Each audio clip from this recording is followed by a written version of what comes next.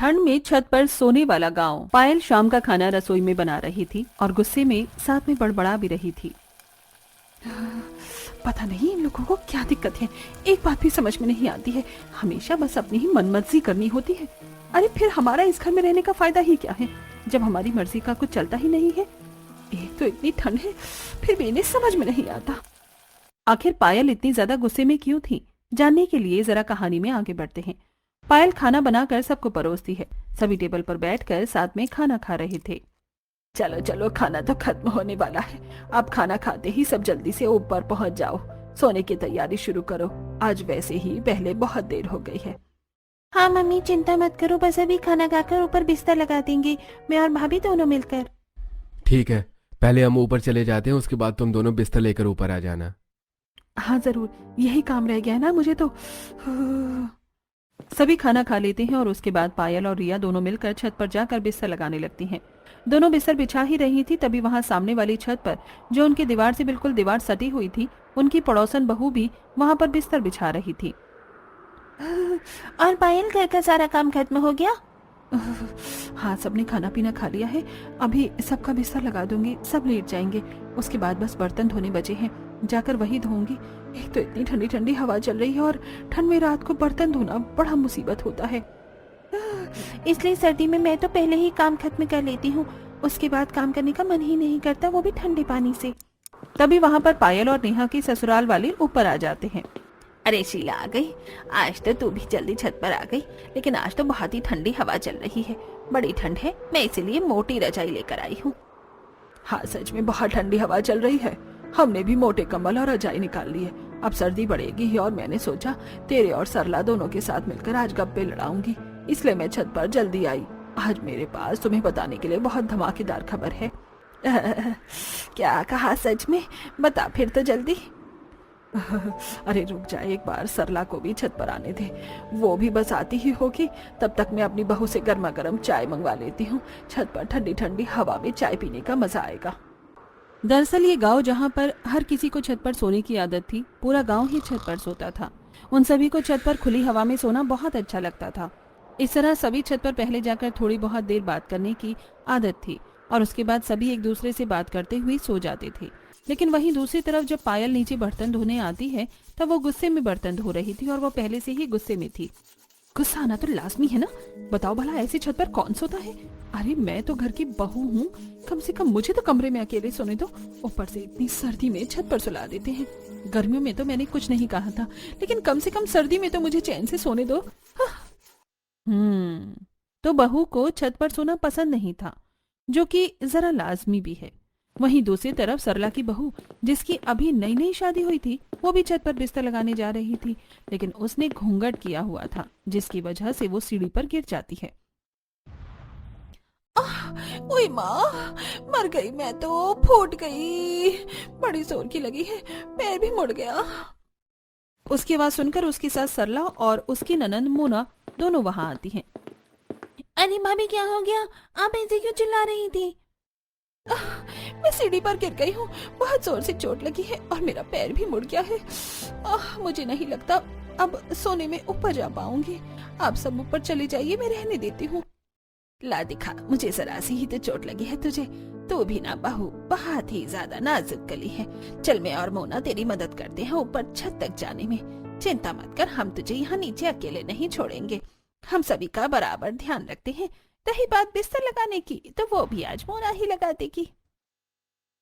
सरला और मोना दोनों रितु को पकड़कर छत पर ले जाते हैं। तब रितु मन ही मन सोचती है, चोट में भी मुझे नहीं छोड़ रही है। अरे कम से कम आज तो इसी बहाने मुझे नीचे सोने का मौका मिल जाता, लेकिन नहीं, एकदम जिद्दी ससुराल वाले हैं मेरे तो। सुलाना इन्हें मुझे छत पर ही है, ऊपर से यहाँ इतनी तेज हवा भी चल रही है।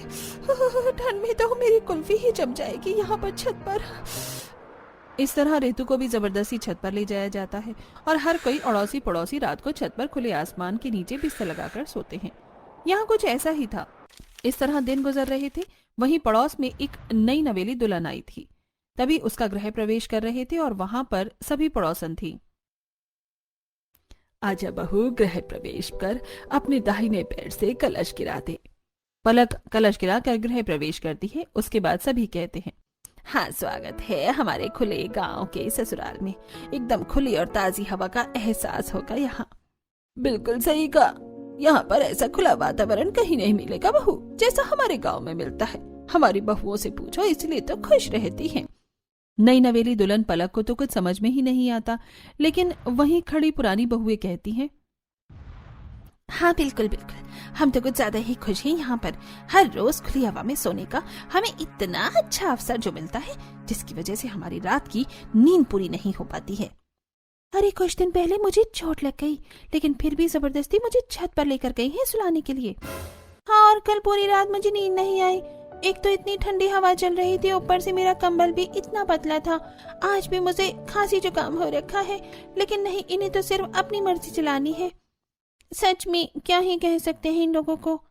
अब अगले दिन जब पलक रात को सभी को खाना बनाकर खिलाती है, खाना खाने के बाद वो जब अपने कमरे में जा रही थी, तब उसकी सास उसे रोकते हुए कहती है, अरे बेटा कहाँ जा रही है? चल जल्दी से बिस्तर लेकर छत पर चल, वहीं पर हमारा बिस्तर लगेगा।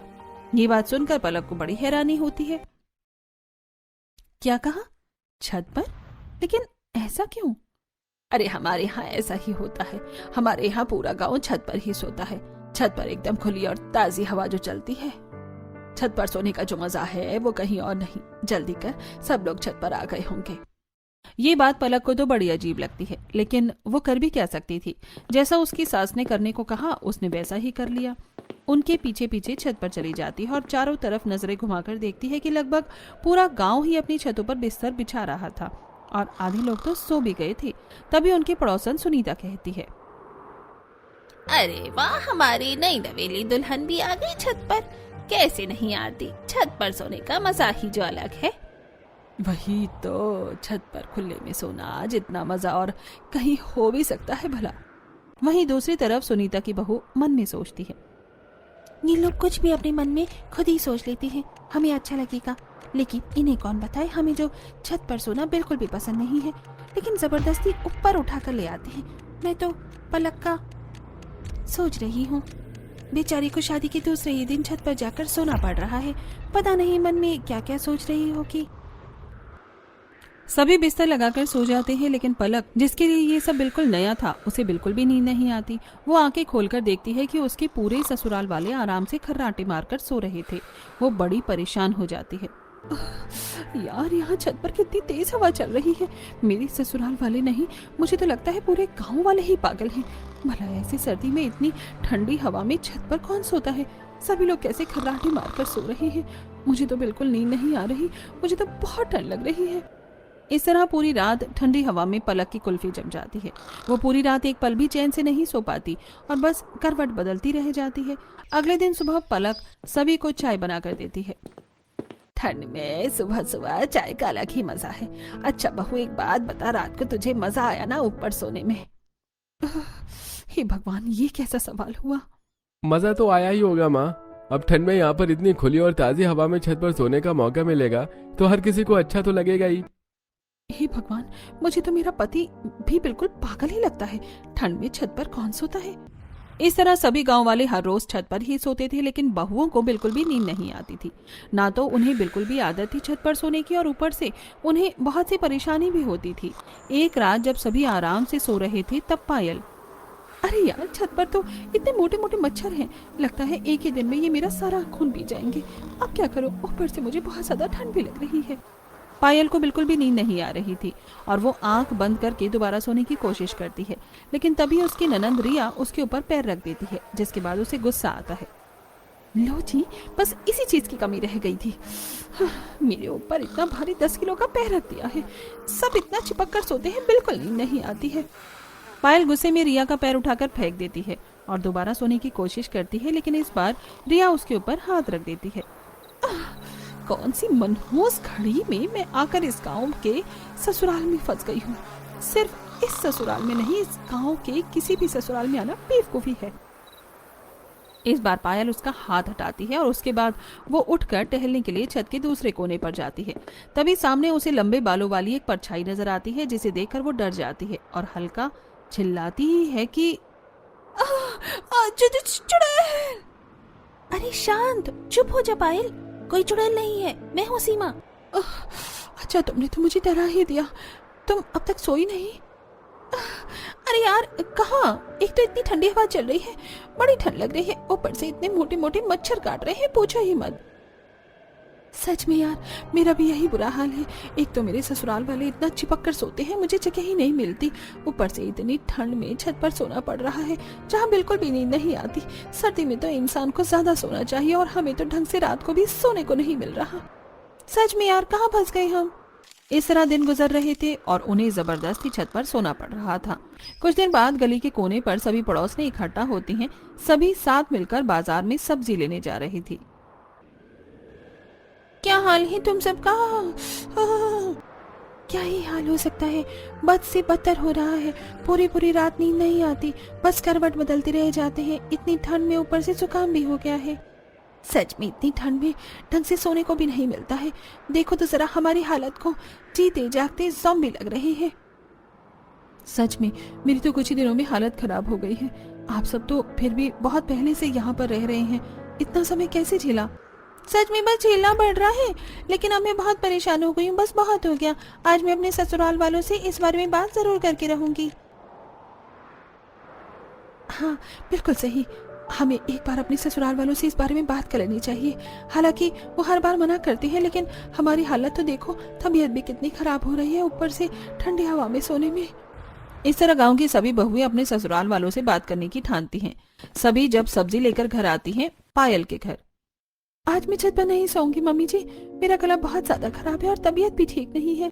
अरे कोई बात नहीं, छत पर सोने से सब ठीक हो जाएगा। लेकिन छत पर सोने से सब ठीक कैसे होगा? बिल्कुल होगा, जब तुम ठंडी और ताजी हवा में सोओगी तो सब ठीक हो ही जाएगा। बल्कि उसमें तो तबीयत और ज्यादा खराब हो जाएगी। मुझे छत पर नहीं सोना है, मैं नीचे यहाँ अपने कमरे में अकेले से सो जाऊंगी। ऐसे कैसे सो जाओगी? हमारे घर की परंपरा है, हर कोई ऊपर छत पर एक साथ ही सोता है। तुम ऐसे हमारी बात के खिलाफ नहीं जा सकती। चुपचाप जल्दी से शाम का खाना और काम खत्म करो और बिस्तर लेकर ऊपर चली जाओ। वहीं दूसरी तरफ नेहा के घर में, मुझे छत पर इसलिए नहीं सोना क्योंकि मुझे वहाँ नींद नहीं आती और अब सर्दी भी बढ़ गई है, बहुत ठंडी हवा चलती है। तो क्या हुआ, रजाई भी तो मोटी है और हम भी तो सोते हैं, हमें तो कोई ठंड नहीं लगती। लेकिन माँ जी क्या छत पर सोना इतने ही जरूरी है? अब सर्दी है, बिल की भी कोई चिंता नहीं। अब तो मैं कम से कम आराम से अपने कमरे में नीचे सो सकती हूँ। नहीं तुम्हें पता है हमारे गांव में ऐसा ही होता है, पूरा परिवार एक साथ मिलजुल कर रहता है और सभी काम एक साथ करता है। हम खाना भी एक साथ बैठकर खाते हैं और सोएंगे भी एक साथ ही। आगे से इस बारे में कोई बात ना हो। इस तरह हर किसी को वही बात सुनने को मिलती है। अरे भला सोने एक साथ क्यों जरूरी है? अलग अलग भी तो सो सकते हैं, लेकिन नहीं, इन्हें तो सोना भी एक साथ ही है। अगले दिन शाम को, आजकल छत पर सोने में कितना मजा आ रहा है ना, कितनी ठंडी मस्त हवा चलती है। सच में मजा आ जाता है, लेकिन कल मेरी बहू ऊपर छत पर सोने से मना कर रही थी। अरे मेरी बहू भी मना कर रही थी, मैंने तो डांट दिया। हाँ मैंने भी वही डांट दिया। बताओ, उन्हें तो कुछ पता ही नहीं है कि छत पर सोना कितना अच्छा होता है। हाँ मेरी नई नवेली बहू भी कल मना कर रही थी, लेकिन मैंने उसे भी समझाया कि ऊपर खुली और ताजी हवा में सोना कितना अच्छा होता है। एक तरफ बहुओं का अलग मत था और दूसरी तरफ सास का अलग, लेकिन अंतिम फैसला तो सास का ही चलना था। जब सीधे तरीके से बात करने पर काम नहीं चला, तब सभी बहुएं फैसला करती हैं। कहते हैं जब घी सीधी उंगली से ना निकले तो उंगली टेढ़ी करनी पड़ती है। तो दीदी चम्मच से घी निकाल लो। अरे पलक, ये कहावत है। बात ये है कि हम आखिर क्या ऐसा कर सकते हैं जिससे हमारे ससुराल वाले छत पर सोना छोड़ दें? क्यों ना हम अपनी ससुराल वालों को डराने की कोशिश करें। हम रात को फोन में नकली चुड़ैल की आवाज लगा देते हैं, तो उन्हें लगेगा कि गांव में कोई भूत का साया है, जिसके बाद सभी छत पर जाकर सोना छोड़ देंगे। आइडिया तो अच्छा लग रहा है। बस उसी रात वो सब अपना प्लान शुरू कर देती हैं। सभी छत पर बिस्तर लगा ही रही थी, तब पायल, ऋतु, नेहा, सीमा और पलक एक दूसरे से इशारे में बात कर रही थी और सभी के सोने पर सही समय का इंतजार कर रही थी। जब सभी सो जाते हैं तो वो अपने अपने फोन में चुड़ैल की नकली आवाज लगा देती हैं और थोड़ी देर बाद, अरे मेरे ससुराल वाले उठ क्यों नहीं रहे हैं? ये तो आराम से घोड़े बेच कर सो रहे हैं। वहीं दूसरी तरफ, मैं तो ठंड में जम जाऊंगी। इतनी देर से ठंड में इंतजार कर रही हूँ कि कोई तो डर कर चिल्लाएगा, लेकिन यहाँ सभी आराम से खर्राटे मारकर सो रहे हैं। धत तेरे की, मेरा ये प्लान तो फेल हो गया। प्लान फेल होने के बाद लगता है हमें हर रोज छत पर ही सोना पड़ेगा। इस प्लान से तो कोई भी नहीं उठा। डरना तो दूर की बात है, अब सो ही जाती हूँ। वैसे भी इतने दिनों से ठीक से सोई तक नहीं हूँ। पलक रजाई में मुंह ढककर सो जाती है। अगले दिन पांचों मिलती हैं। कल का प्लान तो बिल्कुल फेल हो गया। क्यों ना इस बार हम उन्हें किसी सांप या बिच्छू से डराएं। अरे अगर हम उन्हें इससे डराएंगे तो हमारा भी तो नुकसान होगा। हम खुद डर जाएंगे। भला सांप और बिच्छू कोई खेलने की चीज थोड़ी है। अरे तो असली कौन लेकर आएगा ना? नकली लाएंगे। हम में से कोई एक ही ये काम करेगा ताकि सभी भी डर जाएं और हमारा भांडा भी ना फूटे, क्योंकि नकली की बात तो जल्दी ही फैल जाएगी। अगले प्लान को अंजाम दिया जाता है। जब सभी सो रहे थे तब सबसे पहले पायल अपने ससुराल वालों के ऊपर सांप डालती है। जैसे ही रवीश को एहसास होता है कि उसके ऊपर कुछ है तो वो उसे हटाने की कोशिश करता है। तब उसके हाथों से छूकर एहसास उसे होता है कि ये कोई अजीब सी चीज है। वो जैसे ही उठकर उसे पकड़ता है तो अंधेरे में उसे एहसास होता है कि उसने सांप पकड़ा है। जिसके बाद वो तेजी से चिल्लाता है, अरे बचाओ बचाओ, सांप आ गया, सांप आ गया। उसकी आवाज सुनकर सभी उठ जाते हैं और तभी रमेश बड़ी जोर से सांप को दूर फेंकता है और वो उनके बगल वाली छत पर सीधा महेश के ऊपर जाकर गिरता है, जो सो रहा था। महेश को भी किसी के होने का एहसास होता है और जैसे ही वो देखता है तो वो भी चिल्लाकर उसे दूर फेंक देता है। इसी तरह सभी उठ जाते हैं। और क्या हुआ जी, क्या देखा आपने? अरे मेरे ऊपर सांप आया था, मैंने उसे अभी फेंका है। क्या कहा पापा जी? सांप आ गया? देखा, यहाँ खुले में सोना बिल्कुल भी सेफ नहीं है, बहुत खतरनाक हो सकता है। वहीं बगल वाली छत से महेश भी डरते हुए कहता है, अरे मेरे ऊपर भी सांप आ गया था, मैंने अभी दूर फेंका है। ये तो बहुत खतरनाक बात है। अचानक से यहाँ सांप कैसे आ गया? देखो वो कोने में पड़ा है, हमें लाइट जलाकर देखना चाहिए, उसे भगाना चाहिए, नहीं तो खतरनाक हो सकता है। वो सब लाइट जलाकर देखते हैं तो उन्हें पता चलता है कि वो तो नकली सांप था। इसके बाद उन सबको गुस्सा आ जाता है। ऐसा मजाक करते हुए किसी को शर्म नहीं आती? किसने किया है हमारे साथ ऐसा भद्दा मजाक? अरे सच में ये तो बहुत गलत बात है, किसी को ऐसा नहीं करना चाहिए। बताओ कितनी ज्यादा गलत बात है। अगर हमें पता चल गया ना ऐसा मजाक किसने किया है तो हम उसे छोड़ेंगे नहीं। सोते हुए भी कोई किसी को डराना अच्छी बात है क्या? उन पांचों को जब एहसास होता है कि उनका भांडा फूट गया है तब सभी नर्वस होती हुई कहती हैं, सच में आंटी जी आप बिल्कुल सही कह रही हैं। जिसने भी ऐसा मजाक किया है बहुत गलत किया है। हाँ बिल्कुल सही किया। भला ऐसे सब करना भी शोभा देता है क्या? वही तो बहुत गलत बात थी। ये तो शुक्र है कि असली सांप नहीं था, लेकिन अगर असली सांप छत पर आ जाता तो कितना गलत हो जाता। हमें ऐसे बाहर खुले में नहीं सोना चाहिए, थोड़ा सावधानी रखनी चाहिए। हाँ चलो, शुक्र था कि यह असली सांप नहीं था और असली सांप आएगा भी नहीं। चिंता मत करो, हम इतने सालों से छत पर सो रहे हैं, आज तक ऐसा कुछ भी नहीं हुआ। बस किसी मूर्ख इंसान ने नकली सांप फेंक कर भद्दा मजाक किया है। यहाँ असली सांप वगैरह कुछ भी नहीं आने वाला, सब आराम से सो जाओ। इस तरह सभी अगल बगल में छत पर एक दूसरे को समझाकर और बात करते हुए वापस से सो जाते हैं। फिर से पायल भीड़ में सोते हुए सोचती है, अब इतनी ठंड में छत पर ही सोना होगा। हे भगवान, मेरा तो दूसरा प्लान भी फेल हो गया। मुझे तो लगता है बुढ़ापे तक मुझे छत पर ही सोना होगा। तभी रिया अपना पर पायल पैर रख देती है। हाँ बस इसकी और कमी बाकी थी। इस तरह उन सभी ने अब हार मान ली और उनके ससुराल वाले यानी पूरा ही गांव छत पर सोना नहीं छोड़ सकता था। लेकिन वहीं दूसरी तरफ हर किसी की अब तबीयत कुछ ज्यादा ही खराब हो रही थी। अरे मुझे तो इतनी ज्यादा खांसी हो रही है, समझ नहीं आ रहा क्या हो रहा है। अरे मुझे खुद खांसी जुकाम हो रहा है, पता नहीं क्या है। गांव में लगभग सभी को एहसास हो रहा है। आप मेरी बात मानिए चाहे मत मानिए, लेकिन ये सब ऊपर छत पर सोने की वजह से ही हो रहा है। इतनी ठंडी हवा में हम छत पर सोएंगे तो तबीयत खराब होगी ही। नहीं, हम हर साल सर्दी में छत पर ही सोते थे, लेकिन पहले तो कभी ऐसा नहीं हुआ। हवा की वजह से ऐसा नहीं हो रहा है और थोड़ा बहुत तो हर सर्दी में होता ही है। इसकी वजह से हम खुली ताजी हवा में सोना कैसे छोड़ सकते हैं। वहीं दूसरी तरफ सीमा के घर में सबकी हालत खराब थी। अरे मुझे तो बुखार भी हो गया है, पता नहीं कैसा सर्दी का मौसम आता है, हर बार बीमार करके जाता है। मैं कह रही हूँ सब ऊपर छत पर ठंडी हवा में सोने से हो रहा है। ऐसा नहीं है, हम इतने समय से छत पर सो रहे हैं और मैं भी तो छत पर सोता हूँ, लेकिन मैं तो बिल्कुल ठीक हूँ, मुझे कुछ नहीं हुआ। सीमा की सास की तबीयत तो खराब ही थी, लेकिन उसके बच्चे की भी तबीयत खराब हो रही थी। फिर भी कोई समझने को तैयार नहीं था। बेटा ये बुखार की दवाई पी लो वरना तबीयत ज्यादा खराब हो जाएगी। नहीं मम्मी, दवाई बहुत ज्यादा कड़वी है, मुझे पसंद नहीं है। मैं जानती हूँ बेटा, दवाई कड़वी है, लेकिन तुम्हें दवाई तो पीनी ही होगी, वरना तुम ठीक कैसे होगे। अच्छा चलो दवाई पी लो, फिर मैं तुम्हें बहुत टेस्टी चीज खिलाऊंगी। जैसे तैसे करके बच्चे को समझाकर सीमा दवाई पिलाती है। सबकी तबीयत खराब थी, लेकिन फिर भी कोई भी छत पर सोना नहीं छोड़ रहा था। कुछ दिन बाद सभी के टेस्ट करवाए जाते हैं और लगभग काफी ही लोगों की तबीयत ज्यादा खराब थी। जब गांव का डॉक्टर ये रिपोर्ट देखता है तो वो अपने जूनियर डॉक्टर के साथ गांव में कैंपेन के लिए जाता है। वहां पर वो सरपंच के साथ मिलकर सभी गांव वालों को इकट्ठा करते हैं। तो बताइए डॉक्टर साहब, ऐसी कौन सी बात है जो आप हम सभी गांव वालों से करना चाहते हैं और जो बहुत जरूरी है? क्या कोई समस्या है?